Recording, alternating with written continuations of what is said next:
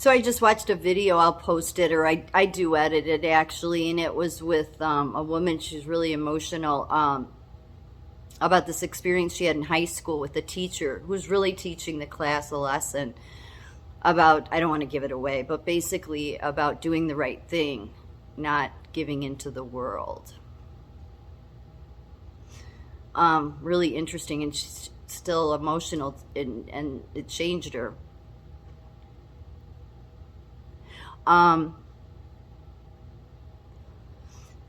So I've talked about that kid a lot, and I've said that's not the only things I've seen or had happen.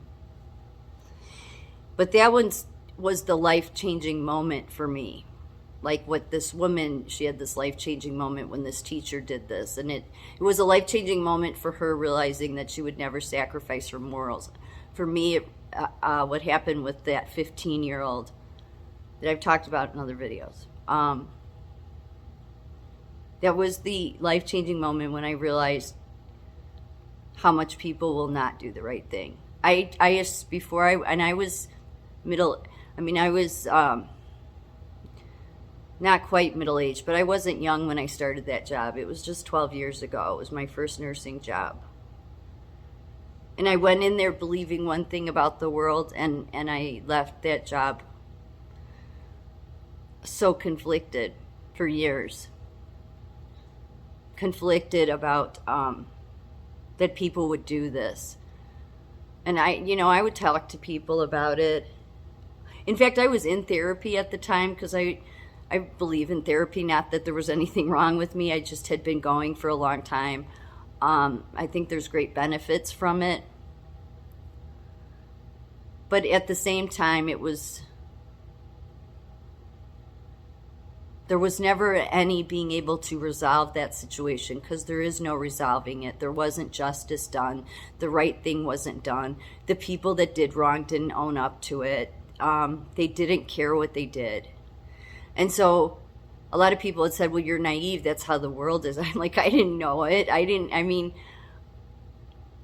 To have it hit you that close, like to have somebody accuse you of something they know isn't true, and all for just corrupted reasons. And I didn't even know that at the time.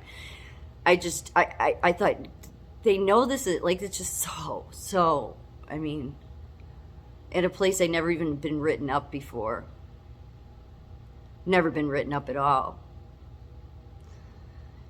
Not in nursing. Maybe when I was younger and, worked at a part-time job, way younger. But I will say this, there was one blessing in all this.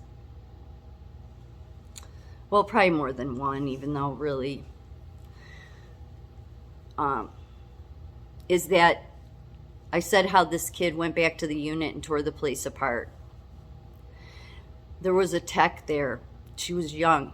She was a young tech. I would have never expected this from her. I loved her. I adored her. And I remember long before that, I remember her asking me, we would have report every morning, and I would, kind of hand out assignments, and because I was the charge nurse. And I remember always telling people, put yourself in the patient's shoes. And I didn't realize that some people didn't know what that meant. And she had come up to me once after a report, and she had said, a lot of us don't know what you mean by put yourself in the patient's shoes. And I was shocked. I'm like, really? You don't know what? She's like, no. And I'm like, literally, that if you were in their body and they're having all this pain or this anger, whatever's going on with them, try to see it from their eyes. Then it's really, the answer is that's always how you'll find the solution, is if you do that in crisis situations, in mental health, probably in general, but is if you can, quickly put yourself in that person's shoes. And you may think you can't, but maybe because of what the details are around why they're upset, but what all the emotions feel like. Everybody's had different emotions, hopefully. So you can identify with that, and then it'll help lead you to the solution. Just a little trick for any mental health people out there. At least that's always worked for me. So this was the same girl that had asked me that. And so then when this happened and he tore the unit apart, she became his guardian angel, really. She did. Because he told her it all. He told her all of it. He wrote it. She had him write it down because he didn't want to speak it at first. And she said, then just write it down. And then after he wrote it down, he was able to verbalize it to her. Every time that chief nursing officer from that day forward came on that unit, when she was working, she went and stood in front of that boy. And she was this little thing. But she did. She was that determined that you will not do anything more to him. And she didn't actually come on the unit very much after that because she knew that the staff knew, like, that's something. I mean, it was a small hospital, so.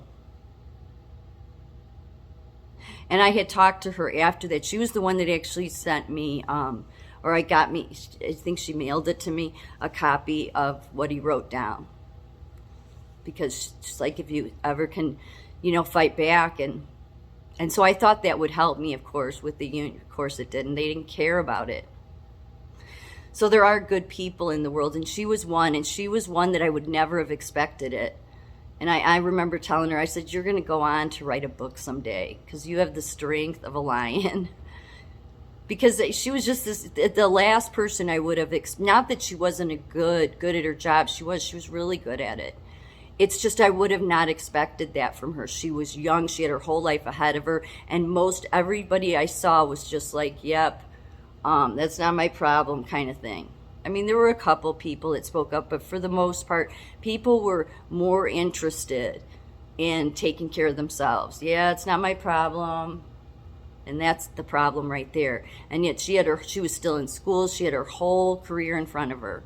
I think she was going to be a social worker. I don't remember, but and she protected that boy from that day forward. In fact, she went as far as to call me one day, or it was the night before, and she had said that this boy was they finally, like, DCFS doesn't ever want to help these kids. He needed to go to like a 30-day treatment, and it was a fight with them all the time because they're like, it's not a locked unit. It's like, he needs treatment. I mean, why are the kids in DCFS running off all the time? Okay, I mean, if they addressed that, then but after everybody fighting about it, they finally agreed to it. And I had hoped his life then would change, and it would have, except DCFS again intervened and screwed it all up because they deliberately go out of their way to do this.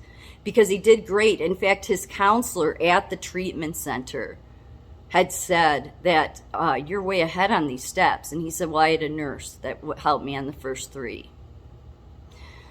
So he did great. The whole 30 days, didn't go trying to run off or any of that. And then the counselor told DCFS, said for success for him, he needs to go to a sober living home for like a year.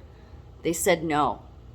They put this kid right back in the residential where he was using drugs with everyone. That's what garbage DCFS is. But the night before he was going to leave for treatment, this girl called me, this employee, and she said, you have to talk to him, and so there's closure. And I'm like, well, I'm not supposed to. I don't work there anymore. And she's like, technically, it's the right thing to do. And she's like, I'll be on the phone. So the next day she called me, and he was on the phone, and he told me what happened. And what do you say? All I could say was I was sorry. I said it. I told him the truth. I said it's this union, and you didn't do anything wrong. And he's like, I know I didn't do anything wrong. It's just that, they're trying to ruin your career. And I'm like, don't worry about me. Just go get sober. Get your, because he had a little boy. He's 15 years old, and he had a 3-year-old. Think about that. So there are good people in the world that will do the right thing. It's just that most will justify to themselves of why they won't do the right thing. So for those that do the right thing in those hard, uncomfortable situations, those moral dilemmas that really are an easy answer, I applaud you. You are the bravest people in the world.